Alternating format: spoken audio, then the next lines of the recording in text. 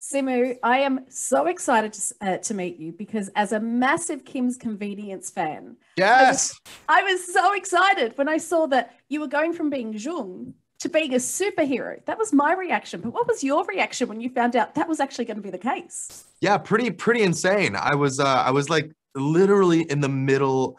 I was in the tail end of shooting our fourth season when I found out that I got the part, and I still had to go to work every day after knowing that I got the part, and I was supposed to keep it a secret. I wasn't really good at it, but eventually I remember slowly pulling each of my cast members into my dressing room, being like, I have something to tell you. I have something to tell you, and breaking the news to them and getting to like celebrate with each and every one of them. Oh, really wonderful. We're so proud of I think the show that, every single episode and the show and just what it stood for. I feel like Shang-Chi is in so many ways an extension of that, right?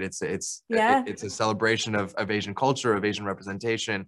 And, so much of that is in the same spirit as Kim's Convenience, but, obviously blasted on this massive global scale and with Marvel action and spectacle and martial arts. So very, very exciting stuff. I have to ask a really nerdy question when it comes to Kim's Convenience. Those are my favorite types of questions. Yes. My husband and I Please. were watching, and I was saying, we're watching season 5 and going, something's going on. Simu's doing something because there's a lot of Skyping in. Were you filming when you were doing the Skyping in? Were you on the Yes. set of Shang-Chi? I mean, so thank you for bringing that up. We shot those Skype sessions in Australia, and we had members of our Shang-Chi crew basically becoming, absorbed into the Kim's Convenience Splinter crew. And it was so awesome. I mean, just seeing the two sides coordinate and cooperate with each other.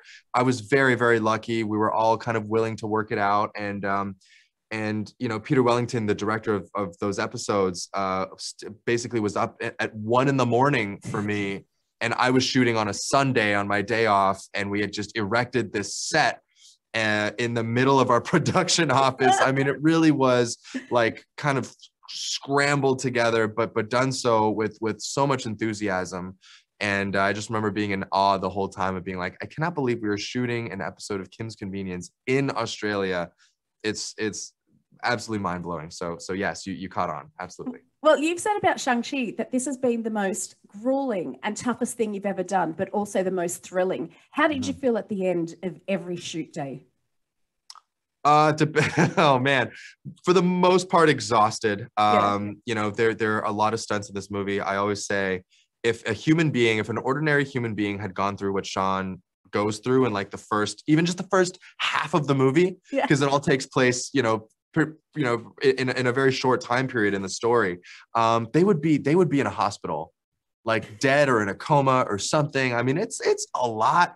And I feel like at least somewhere along the way, a bone would have been broken, a little hairline fracture, perhaps, definitely a ton of bruises. I mean, this guy goes through a lot, and each of those sequences took, so much time to not only shoot, but also to prepare and rehearse. And so, I mean, there were a lot of days, and even on the days where I wasn't shooting action, I typically have to, at the end of the day after we wrapped, would have to go to the stunt stage and then rehearse for whatever action sequences I had coming up the next day. So really just exhausted, but also in the best way.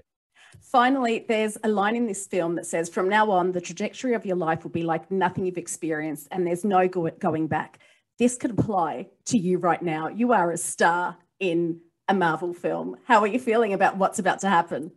Still pinching myself every single day. I mean, not only is this my first Marvel film, it's my first film in general. And I remember getting that call from Kevin Feige on a Tuesday telling me that I was going to be in San Diego in 4 days. And I think he told me, your life will never be the same. And that feeling, I mean, that has just meant the world. This is a dream come true for so many reasons. It's an opportunity for me to finally give something, to give back to my parents what they had invested in me for so long. And, neither of us had seen this coming. We grew up from such humble beginnings and, raiding discount aisles at supermarkets and all of that. So just to be here, it is an absolute pleasure and a privilege. Well, Simu, enjoy it because we're enjoying what you're doing. Thank you so much. Thank you. Thank you so much.